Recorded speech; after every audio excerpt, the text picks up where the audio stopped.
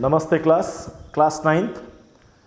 Already आपका chapter समाप्त किया जा चुका है। उसके बावजूद भी एक नया वीडियो लाया गया है जो प्रयास रहेगा कि पूरे चैप्टर को जो हम लोगों ने कई सारे वीडियोस में बनाया है उसको एक समरी के रूप में हम इसमें लाकर यहाँ रख दें।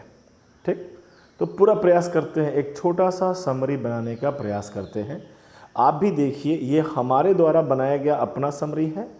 आपको इसी आधार पे आपका अपना समरी बनना चाहिए। हम जितना बनाएंगे बिल्कुल ज़रूरी नहीं है कि उतना ही आपको बना लेना है अपना। अभी जो फिलहाल हम बना रहे हैं वो आपको ले लेना है ज्यों का त्यों, और आप उसको देखिए। जो पहली बार इस वीडियो को देख रहे हैं उन्हें समझ में आना चाहिए कि सर ने एक चैप्टर पूरा कंप्लीट कर दिया है और कल या परसों, अभी टाइम डिसाइड नहीं किए हैं, अभी क्वेश्चंस बना रहे हैं। कल या परसों आपका एक टेस्ट ऑर्गेनाइज होगा। उसी टेस्ट के अकॉर्डिंग हम लोग आगे का स्टडी के बारे में बात करेंगे। ठीक, तो आइए, हम लोगों ने जो चैप्टर पढ़ा है क्लास नाइन्थ का उसका क्विक रिकैप सिंगल वीडियो में बनाने का पूरा प्रयास। ठीक, सेंटेंस नहीं लिखने हैं लेकिन बातों को दोहरा लेना है। आपने सेल नाम का चैप्टर पढ़ना स्टार्ट किया है। ठीक, छोटे छोटे कीवर्ड हम लोगों ने वर्ड सुना, cytology, study of cell is called cytology. First time Robert Hooke नाम का साइंटिस्ट ने डिस्कवर किया था सेल को।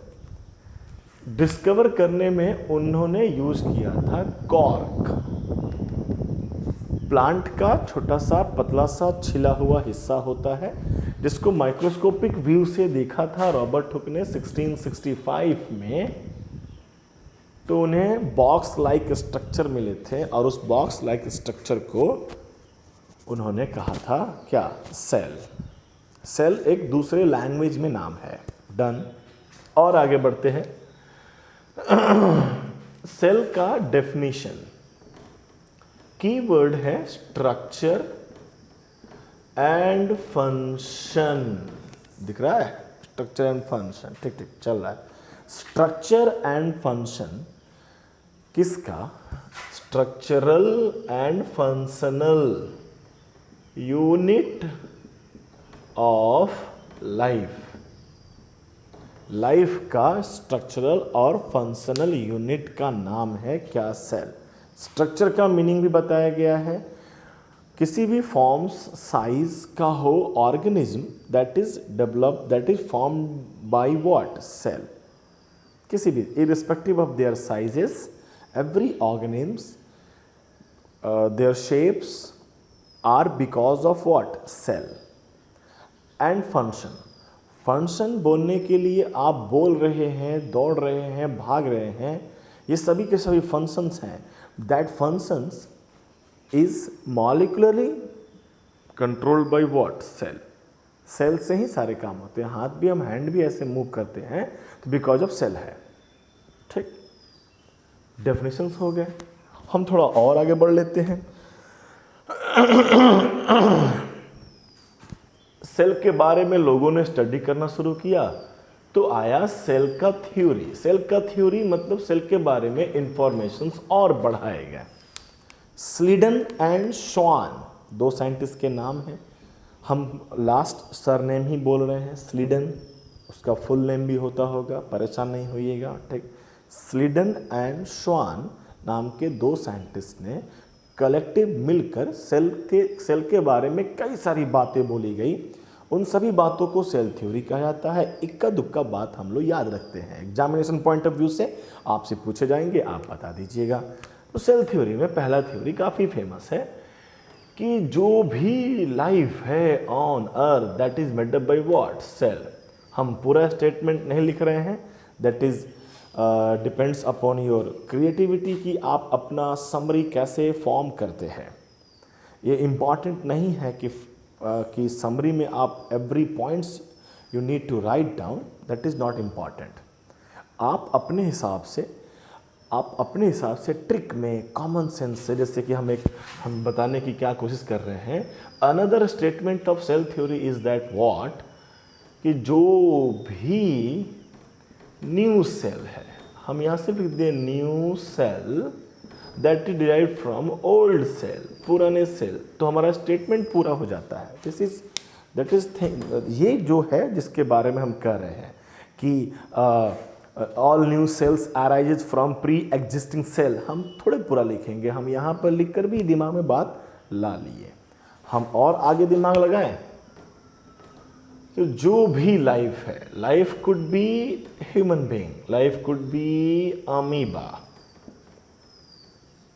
ये हमें लिखना पड़ रहा है, लेकिन जब आप बनाएंगे तो आपको क्लियर है ना क्या है, तो इतना लिखने की भी जरूरत नहीं है, शॉर्ट होगा। ठीक, ये हमारा मल्टी सेलुलर लाइफ है, नाम में ही इंडिकेशंस हैं कि मल्टी मतलब बहुत सारे, यूनि मतलब एक, यूनि सेलुलर और मल्टी सेलुलर। हमने क्या बनाया,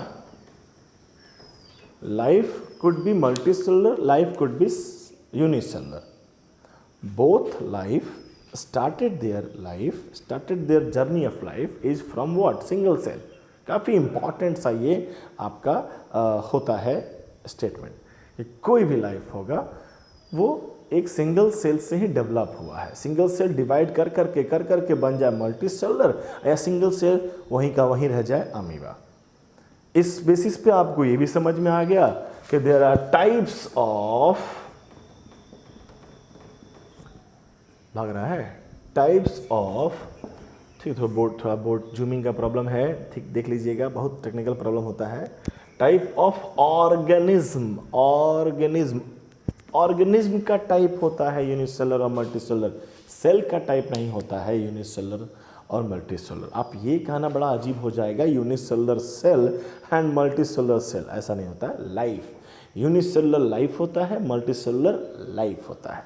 ठीक, तो हमने देखा सेल थ्योरी, सेल थ्योरी हो गया हमारे पास। हम थोड़ा और आगे बढ़ जाते हैं। सेल थ्योरी के बाद हम जानने की कोशिश ये करते हैं कि कोई भी सेल हो उसका क्या रिक्वायरमेंट होता है, मतलब किसी भी प्रकार का सेल हो, मल्टी सेलुलर में हो, यूनिसेलुलर में हो, आप तो पढ़ के बैठे हैं, प्रोकैरियोटिक सेल हो, यूकैरियोटिक सेल हो, छोटा सेल हो, बड़ा सेल हो, कैसा भी सेल हो, every cell has some requirement. Requirement number 1 क्या होना चाहिए, तो सेल मेम्ब्रेन। देखिए हमने लिखा सेल मेम्ब्रेन, आप सिंपल सा C.M लिख देते हैं, CM तो भी हो जाता। ठीक, तो ये समरी और छोटा हो सकता है depending upon your curiosity and your creativity. ठीक, cell membrane very important, without cell membrane cell का एग्जिस्टेंस नहीं है। दूसरा और देखें तो फ्लूइड पार्ट होना चाहिए, that fluid part is known as cytoplasm, protoplasm word कह सकते हैं। प्रोटोप्लाज्म थोड़ा सा वेल ऑर्गेनाइज सेल होता है, जहाँ पे न्यूक्लियस आ जाता है तो वहाँ प्रोटोप्लाज्म बोलना पड़ता है, अदरवाइज साइटोप्लाज्म से काम चल जाता है। ठीक, अब तो बहुत सब पढ़ चुके हैं, हम लोग सब जान चुके हैं। तीसरा जेनेटिक मटेरियल, देखिए हमने भी शॉर्ट फॉर्म ले लिया, हम पूरा नहीं लिख रहे हैं। genetic material, DNA, RNA, controller of the cell, and the last one is ribosome। ये चारों चीज किसी भी सेल में होना चाहिए, without any of them cell का एग्जिस्टेंस नहीं होता है। ठीक, इसको अच्छे से पढ़ाया गया है, जब पढ़े होंगे तो हम तो सिर्फ एक समरी ले रहे हैं, दिमाग में ये सब घूमना चाहिए, जो बार बार घुमा सकते हैं। जब कभी बैठे चलो लेट्स रिवाइज द सेल, तो हम ये सब पॉइंट को देख लेंगे तो बहुत सारा बात दिमाग से गुजर जाएगा।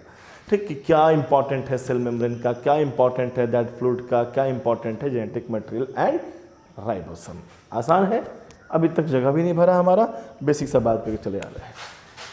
और बात कर लें सेल का डाइवर्सिटी। डाइवर्सिटी मतलब होता है वैरायटी।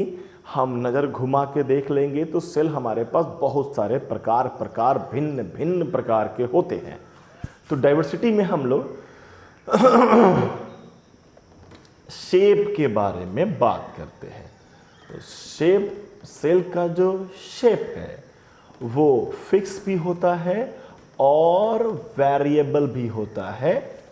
यानी कोई ऐसा लाइफ होगा जिसका सेल का शेप फिक्स होगा। अगर एक सेल इलोंगेटेड है, जैसे कि न्यूरॉन का सेल होता है, दिमाग का सेल लंबा होता है, तो वो इलोंगेटेड ही रहेगा, उसका बेसिक स्ट्रक्चर यही है, नो प्रॉब्लम। अगर हम बात करते हैं डिफरेंट टाइप के अनदर सेल के, WBC अमीबा, तो वह अपना शेप फ्रीक्वेंट चेंज करते रहता है, पर्पस है इसका, ऑलरेडी हम बता चुके हैं आपको। हम साइज के बारे में बात कर लेते हैं। साइज जो है वो microscopic to large enough. Diversity में हमें यही बताना होता है, वैरायटी, कि कितना ज़्यादा वैरायटी है, तो छोटा भी मिलता है और बहुत बड़ा भी मिलता है। यहाँ पर हम लोगों ने नाम भी सुना है, माइकोप्लाज्मा, ऑस्ट्रिच का एग, ये सब वर्ड्स हैं। एक काफ़ी अच्छा साइज से रिलेट करके हम लोगों ने बात किया था कि अगर स्मॉल साइज का सेल होगा तो वो एक्टिव होगा compare to what, large size of cell. Active होने का रीजन था कि मोर सरफेस एरिया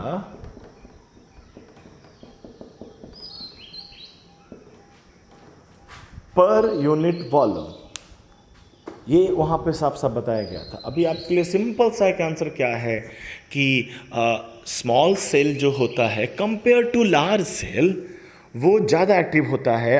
एक्टिव होने का रीज़न ये हो गया कि स्मॉल साइज के सेल का जो वॉल्यूम है उसके लिए ज़्यादा सरफेस एरिया है, सेल मेम्ब्रेन का सरफेस एरिया ज़्यादा है compare to what, large size of cell.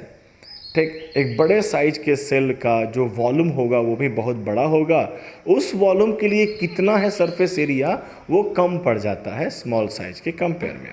काफ़ी स्टैंडर्ड 11th-12th की बातें हो जाती हैं इसमें, नो प्रॉब्लम। यहाँ तक हो गया। तो हमारे सामने सेल का एक बेसिक सा इंट्रोडक्शन यहाँ पर दिख जाता है, कोई दिक्कत नहीं, परेशानी नहीं। और बात कर लेते हैं। अब इसमें से पॉइंट कहाँ से निकालें, सेल। अब हम बात करते हैं टाइप ऑफ सेल। ठीक, टाइप ऑफ सेल।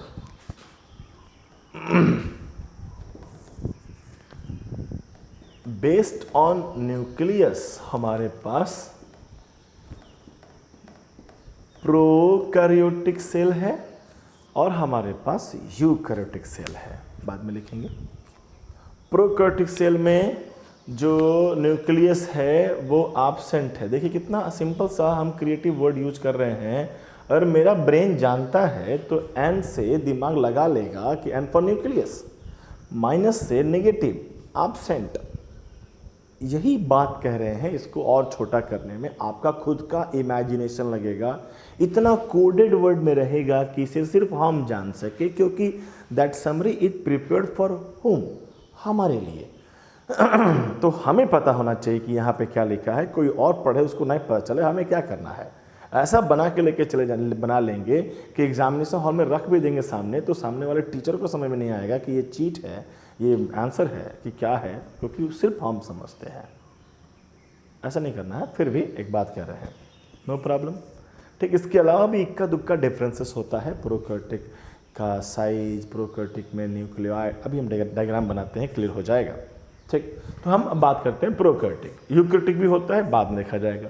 प्रोकैरियोटिक का डायग्राम में ही सारा बात कर चुके थे कि अगर ऐसा कुछ एकदम गोल सा नहीं बनाना चाहिए, प्रोकैरियोटिक एकदम गोल सा नहीं बनाना चाहिए। ठीक, एक लेयर है, एक और लेयर है, एक और लेयर है। ठीक, ट्रिपल लेयर से बाउंडेड है। ठीक, इसमें जो सबसे अंत का मेम्ब्रेन है, सेल मेम्ब्रेन कहते हैं, वो और अंदर की ओर धंसा हुआ है। इंपॉर्टेंट नाम, this is mesosome, this is cell membrane, this is cell wall. Cell wall के बारे में था कि ये that is made up by peptidoglycan. नाम कॉम्प्लिकेटेड है, लेकिन एक बार अगर आपको याद हो जाएगा तो यकीन कीजिएगा दोबारा इसको याद करने में आपको मेहनत नहीं होता है।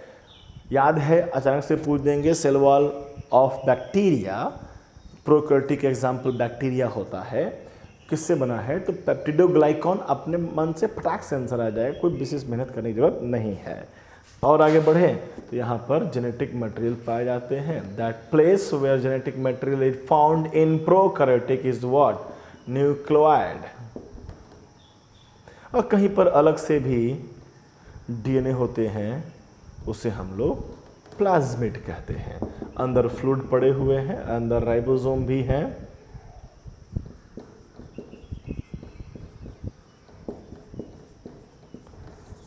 राइबोसोम, राइबोसोम का कोड भी है कि कैसा है राइबोसोम। 70S राइबोसोम का पड़ा हुआ है।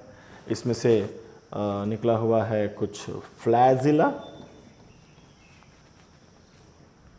Tell like structure helps in motility, movement को मोटिलिटी भी कहते हैं, मोबिलिटी भी कहते हैं, मोबिलिटी कहते हैं, ठीक, नो प्रॉब्लम। तो एक बेसिक सा हम लोगों ने प्रोकैरियोटिक को देख लिया, डन। और छोटा कर सकते हैं आपके हिसाब से। हम थोड़ा और बढ़ेंगे, अब हम लोग यूकैरियोटिक की तरफ बढ़ने वाले हैं। ऑलरेडी बताया जा चुका है कि आप वीडियो को पॉज कर लेंगे तो पूरा डायग्राम आपके सामने रहेगा, आप बड़े आराम से रोक सकते हैं, बड़े आराम से रोक कर उसको पहले नोट डाउन कर सकते हैं। फिर वीडियो देखने का पीछे कंसेप्ट ये भी है कि कॉपी और वीडियो साथ साथ, वीडियो कंप्लीट, आपके कॉपी में पूरा नोट्स होना चाहिए। आप हमेशा बार बार वीडियो को पॉज कर दे सकते हैं, पॉज करके आगे बढ़ सकते हैं। चलिए हम लोग बात करते हैं अब यूकैरियोटिक के बारे में।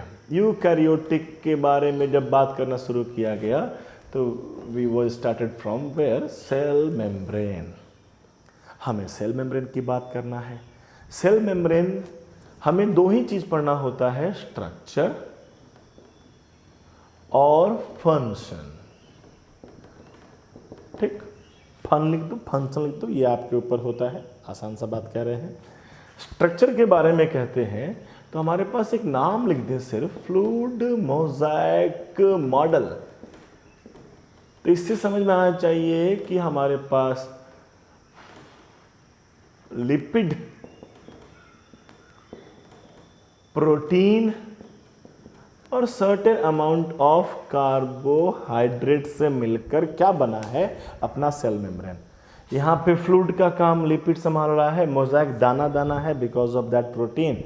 हो गया, काफ़ी डीप डाउन बातें करके पढ़ा दी गई हैं, लेकिन हम उतना याद भी ना रखें तो कोई इशू नहीं होता है, ठीक। स्ट्रक्चर हो गया, ऐसा दिखता है कुछ, इसके बारे में मॉडल है, एग्जैक्ट स्ट्रक्चर के बारे में हम लोगों को पता नहीं होता है, ठीक। हम लोग फंक्शंस की बात कर दें तो किसी भी लेयर का दो काम होता है, प्रोटेक्शन एंड सेपरेशन। इसके अलावा क्या होता है, इसके अलावा होता है इसका काम ट्रांसपोर्टेशन, वेरी इंपॉर्टेंट। ट्रांसपोर्टेशन के लिए एक और वर्ड बोल सकते हैं, परमियाबिलिटी। परमिएबल, आर पार होने की एबिलिटी को कहते हैं परमियाबिलिटी। परमियाबिलिटी में भी पार लिखा है, पार, आर पार, आसान बात। हमारा सेल मेम्ब्रेन लिविंग होता है, हमारा सेल मेम्ब्रेन सभी पार्टिकल्स को आर पार नहीं करता है। हमारा सेल के अंदर क्या जाना चाहिए, क्या निकलना चाहिए, that is controlled by what, that is regulated by cell membrane. तो सबको नहीं अलाउ करता है, चुन चुन के अलाउ करता है। For that it is known as semi selective permeable membrane या सेमी परमिएबल। कई किताबों में सिर्फ सेमी परमिएबल मेम्ब्रेन लिखा रहता है, तो इसका भी आंसर में हम ये लिखेंगे what is semi permeable membrane.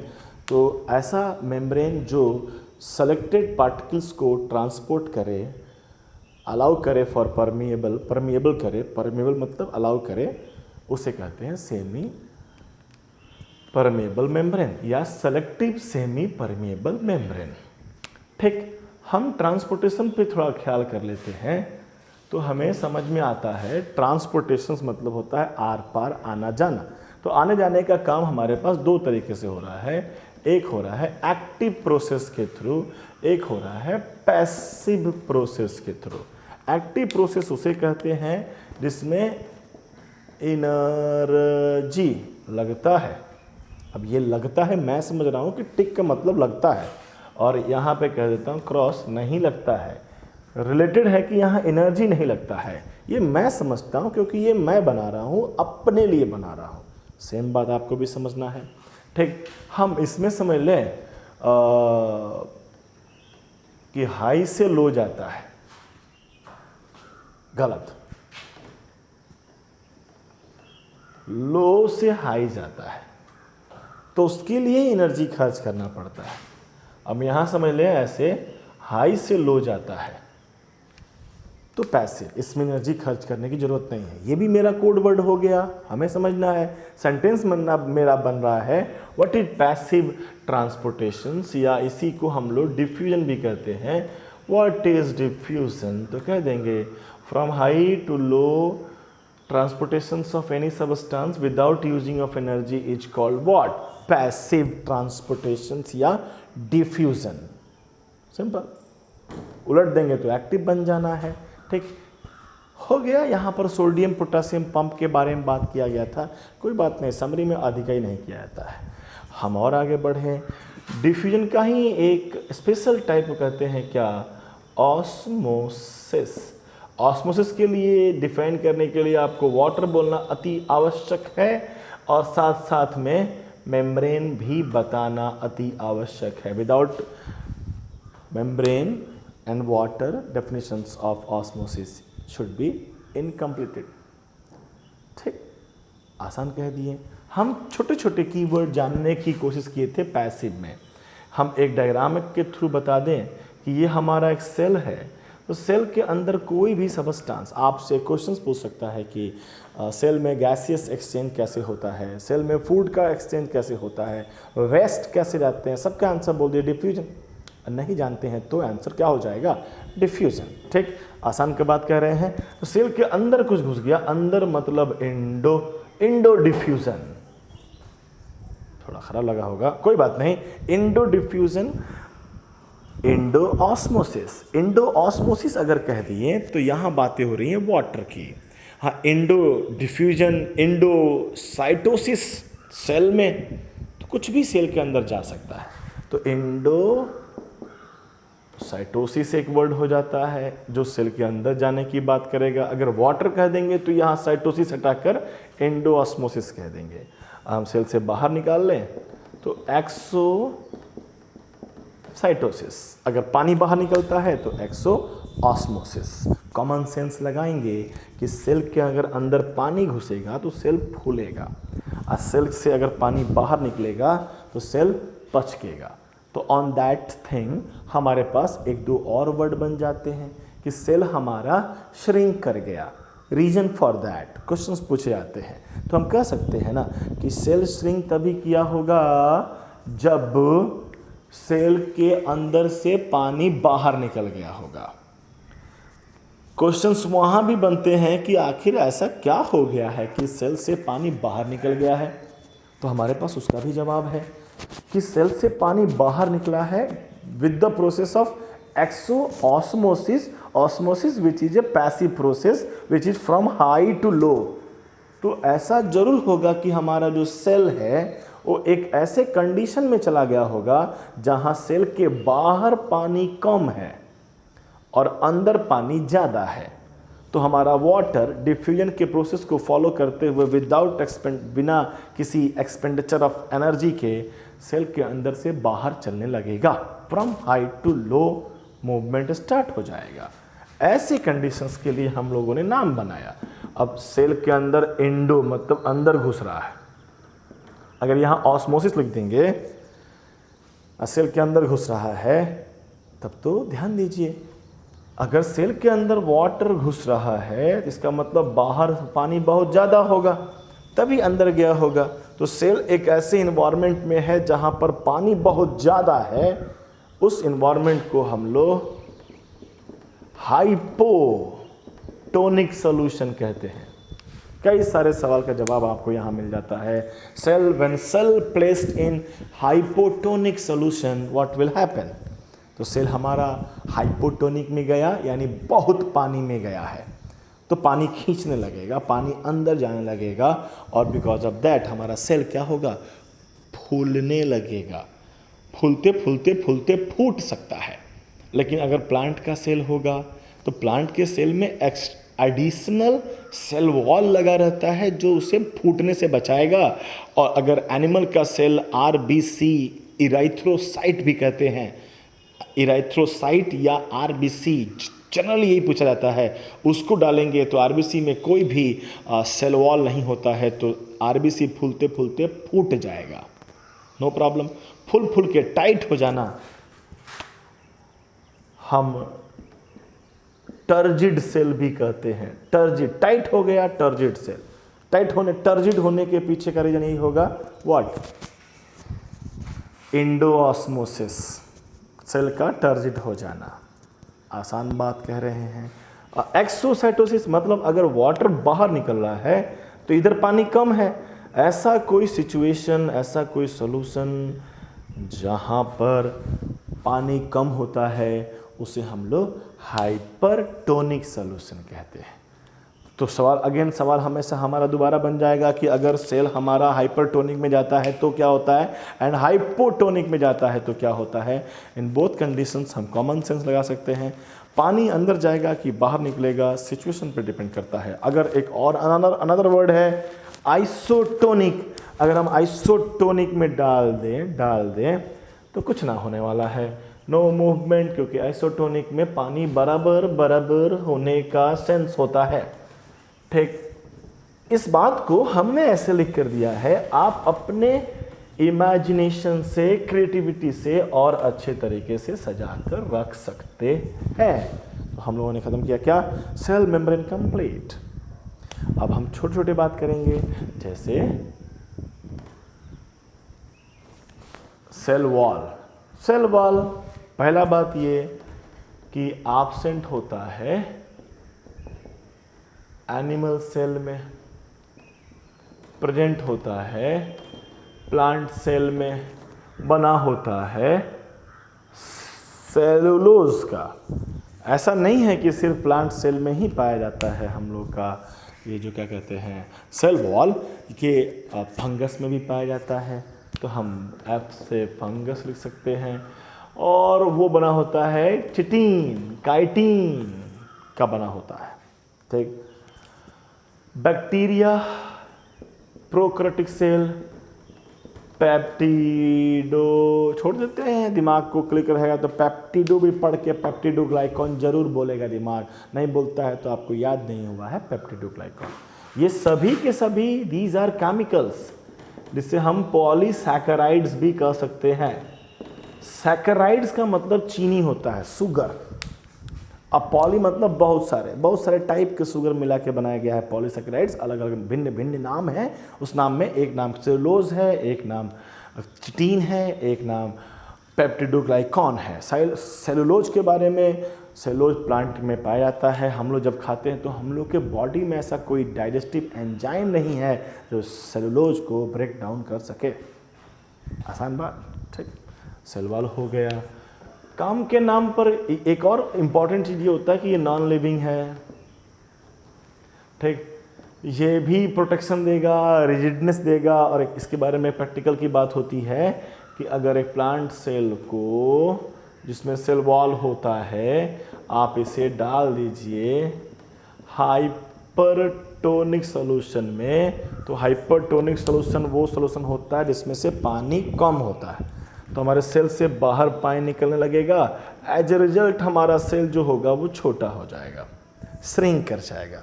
Shrinking of cytoplasm, shrinking of protoplasm of plant cell is called what, plasmolysis. आप कई सारे कीवर्ड समझ सकते हैं। प्लाज्मोलाइसिस के लिए हाइपरटोनिक सॉल्यूशन होना जरूरी है।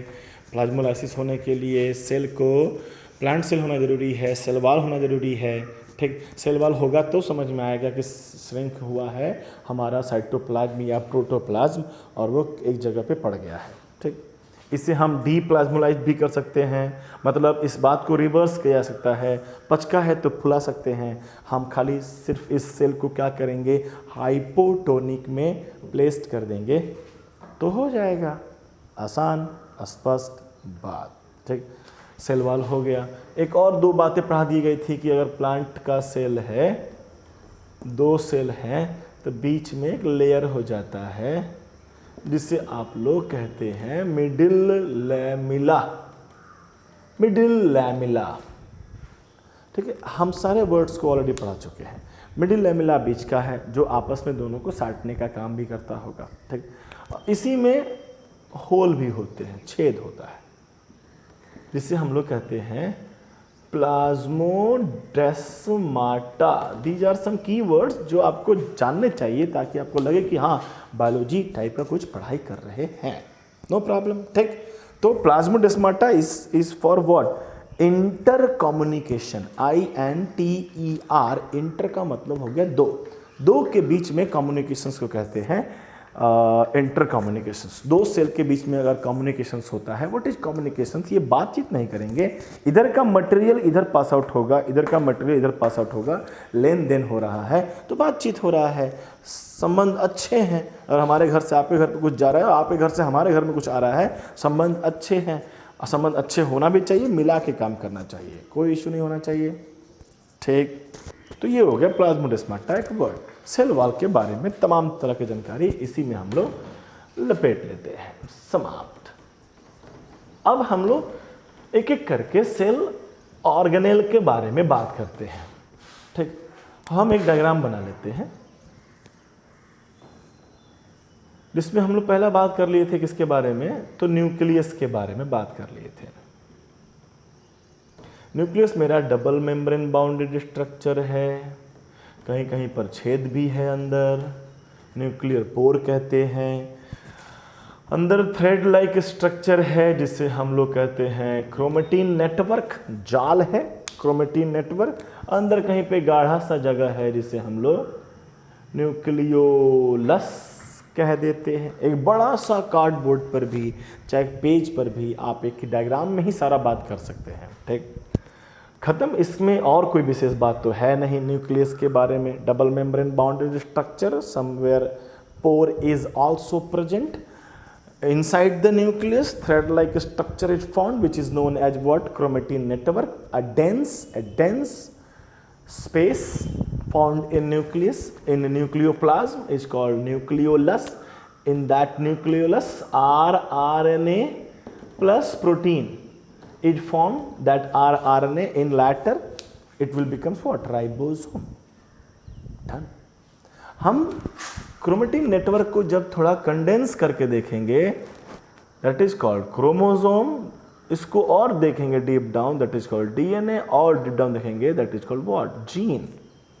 यानी gene, DNA, chromosome and chromatin network सभी एक दूसरे के ही लाइनअप में हैं। सब के सब एक दूसरे के ही लाइनअप में हैं। आसान बात। ठीक, ये तब दिखेंगे जब हमारा सेल डिवीजन कर रहा होगा, एक सेल से दो सेल बन रहा होगा, तब जाकर यह आपको कुछ दिखाई देने वाला है।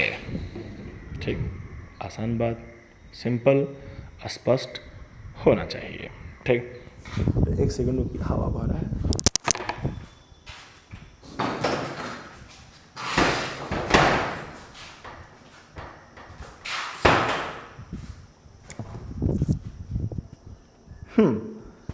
इतना हुआ। और आगे बढ़ते हैं। न्यूक्लियस से सटे हुए देखेंगे तो हमें ऐसा कुछ ER दिखाई देता है, एंडोप्लाज्मिक रेटिकुलम। हमने बहुत छोटा बनाया, बहुत विशाल होता है, न्यूक्लियर मेम्ब्रेन से अटैच होता है और बाहर की तरफ सेल मेम्ब्रेन की तरफ जाता है। ठीक, इसका नाम ER हो गया, एंडोप्लाज्मिक रेटिकुलम।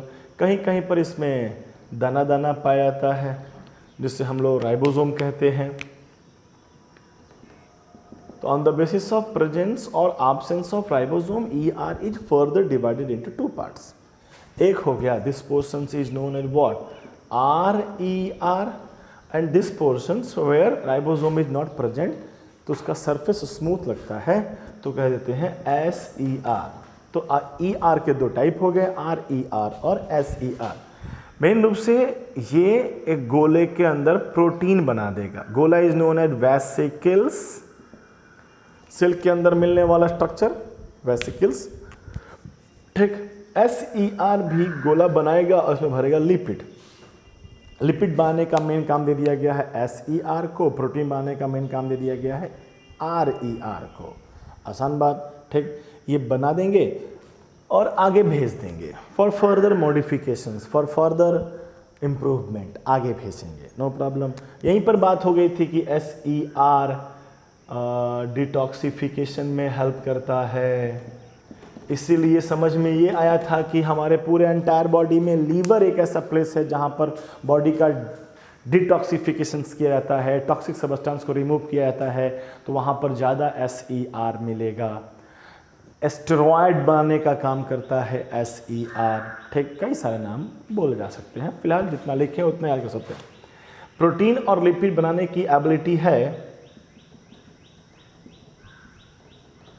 तो ये मेम्ब्रेन को हेल्प आउट कर सकते हैं। ऑलरेडी पढ़ के बैठे हैं कि ये जो मेम्ब्रेन है that is made up bye protein, lipid, carbohydrate. तो कभी कभी ये काम करेगा तो टूट फूट जाएगा ना प्रोटीन का, तो प्रोटीन कहाँ से आएगा, यहाँ से आ जाएगा। लिपिड कहाँ से आएगा, यहाँ से आ जाएगा।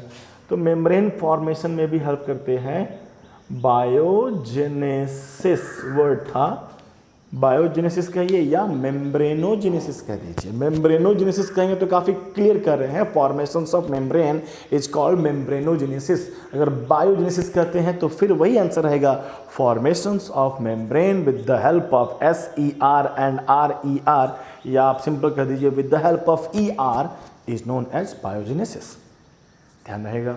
और आगे बढ़ते हैं। ये जो बनाकर फेंका गया ना, ये फेंका गया है एक फर्दर न्यू सेल ऑर्गेनेल के पास, जो थोड़ा इस प्रकार से होता है, जो थोड़ा धंसा हुआ है, थोड़ा उभरा हुआ है। उभरे हुए तरफ से, जिसको हम लोग सिस फेस कहते हैं, और धंसे हुए फेस से ये रिलीज करता है, जिसे हम लोग ट्रांस फेज कहते हैं। अनदर स्ट्रक्चर, सिंगल सिंगल वाले को सिस टर्नी कहा जाता है, और सब मिला देंगे तो कह देंगे क्या, गोल्जी बॉडी। इसके अंदर बहुत सारे यही सब पैकिंग हो रहा है, कहते हैं क्या, वेसिकल्स। तो गोल्जी बॉडी में ही पहली बार किताब कह देता है वर्ड वेसिकल्स, कह देता है सिस्टर्नी। अदरवाइज समझिएगा, सिस्टर्नी और वेसिकल्स सब स्ट्रक्चर के नाम है।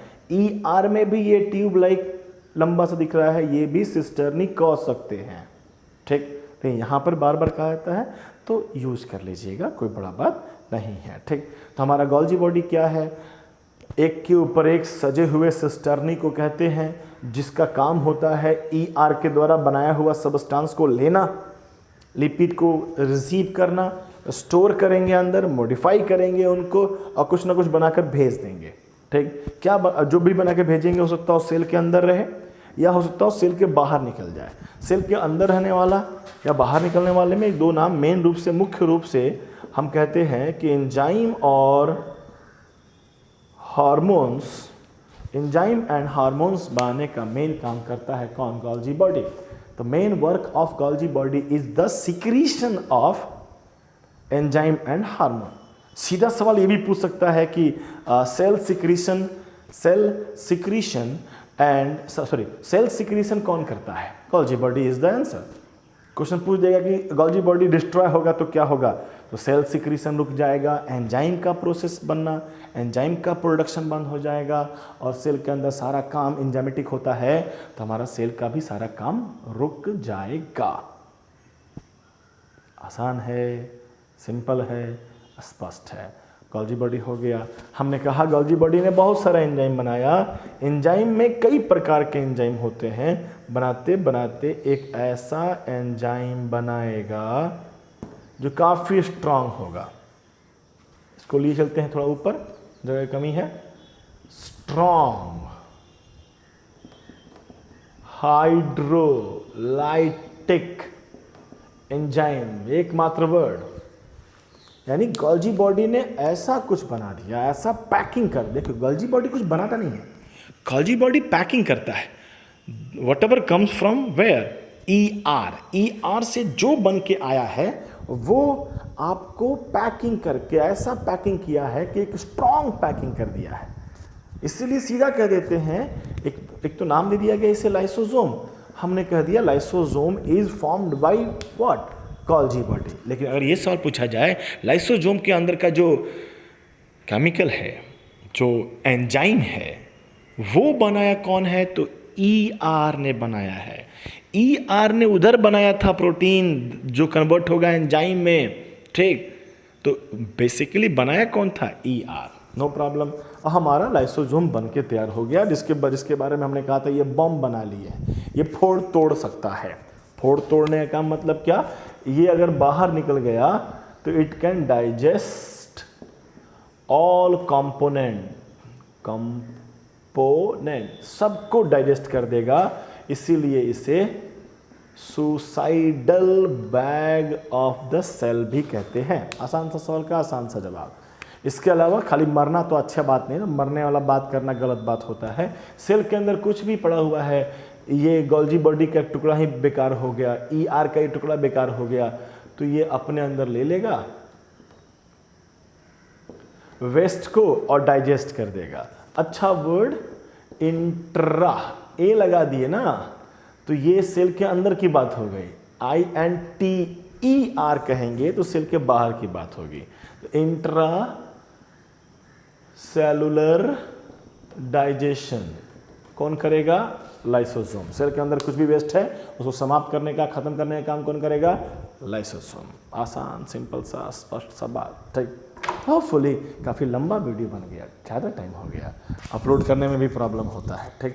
फिर आपको देखने में भी प्रॉब्लम होगा, एक दिन में सब पचा लोगे चलेगा नहीं। फिर भी देखा जाए ध्यान से, हमने काफ़ी सारा बात कर लिया। अभी हमारे पास चुन चुन के इक्का दुक्का और हैं, 15-20 मिनट का और बनाया जाएगा तो हो जाएगा। यानी हमें देखने से ऐसा लगता है कि 1 घंटा भी अच्छे से बैठ कर तुम पढ़ लो, लिखने का काम छोड़कर खाली पढ़ने, एक बार तुम्हारा समरी बन जाएगा तो सिर्फ तुम पढ़ोगे ना, तो 15-20 मिनट भी काफ़ी होता है एक चैप्टर को अच्छे से पढ़ के समझ लेने का, ठीक। तो हम लोग पूरा प्रॉपर तैयारी के साथ एग्ज़ाम दिया जाएगा, ठीक। तो एग्ज़ाम के लिए प्रीवियस अपना प्रिपरेशंस है, प्रिपरेशंस में कोई कमी नहीं होनी चाहिए, इस सब को बना लेंगे। इसको एक बार बना लीजिए आप, हम जो बनाए हैं सो, ठीक। उसके बाद आप अपना खुद बनाइए, कि अगर मैं होता, क्योंकि आपके दिमाग में हो सकता हो क्लियर कट बैठा हुआ है कि पैसिव ट्रांसपोर्ट में एनर्जी नहीं लगता है, तो हमें लिखने की भी ज़रूरत नहीं है। हम वो बातें लिखेंगे जो हम बार बार भूल जाते हैं, जिसको लिखने के लिए हमें किताब देखना पड़ता है, कॉपी देखना पड़ता है। जब समरी बनाएंगे तो आपका नोट्स आपके बगल में होना चाहिए, और तब समरी बनाइए। समरी बनाते हुए देख रहे हैं कि हाँ ये सब बातें तो काफ़ी यूज्ड टू हो चुके हैं, ये बातें थोड़ा बुक कॉपी में लिखा हुआ है जो दिमाग में उतना क्लिक नहीं करता है, तो हम उसे समरी में नोट डाउन करेंगे। बहुत है, ठीक। काफ़ी बड़ा वीडियो बन गया अभी, तो जो बाकी बच गया उसका अनदर वीडियो लेके हम कल आ जाएंगे, ठीक। रेगुलर क्लासेस भी चल रहा है आप लोग का, ज़्यादा कंटेंट भी मिल रहे हैं, सारा तैयारी एग्ज़ाम की हो रही है। विदाउट एग्जामिनेशंस हम ना कनेक्ट नहीं हो पाते हैं, ठीक। हम और आप के बीच में ये जो वर्चुअल सा कुछ बन के बैठा है, यकीन कीजिएगा हमारे पास कम मोटिवेशन है आपको पढ़ाने का, हमारे पास बहुत कम मोटिवेशन है कि हम आपको पढ़ाएं, क्योंकि हमें किसी भी प्रकार से कोई भी मोटिवेशन नहीं मिल रहा है कि हम क्यों आपको टीच करें, ठीक। फिर भी पूरा प्रयास कर रहे हैं लोग। तो एक एग्जामिनेशन है जो मुझे फ्यूल अप करता है, मुझे फ्यूल देता है कि हाँ करना चाहिए, बच्चे लोग काम करते हैं, हमें एग्ज़ाम लेने में मज़ा आता है। तो एग्ज़ाम का सिर्फ ऐसे ही नाम के लिए नहीं, एग्ज़ाम देंगे कि लग जाएगी, टफ कॉम्पिटिशन है। सर ने 30 सवाल दिया, 40 सवाल दिया, हमने 28, 29 बनाया, हमने 40 में 40 ला दिया। वैसे 40 में 40 लाना थोड़ा सा मुश्किल होता है, एरर होता है, गलतियां होती हैं, हम लोग क्वेश्चन भी सेट करते हैं तो भी गलतियां होती हैं, तो आप भी तो कभी कभी कुछ ना कुछ गलती करेंगे ही, बहुत है, ठीक। तो फिलहाल इसको आप बड़े आराम से पॉज कर करके लिखना होता है, और फिर हम लोग मिलते हैं अगले अपलोड के लिए। अगले अपलोड तक इंतज़ार कीजिए, मिलते हैं अगले अपलोड में। Thank you.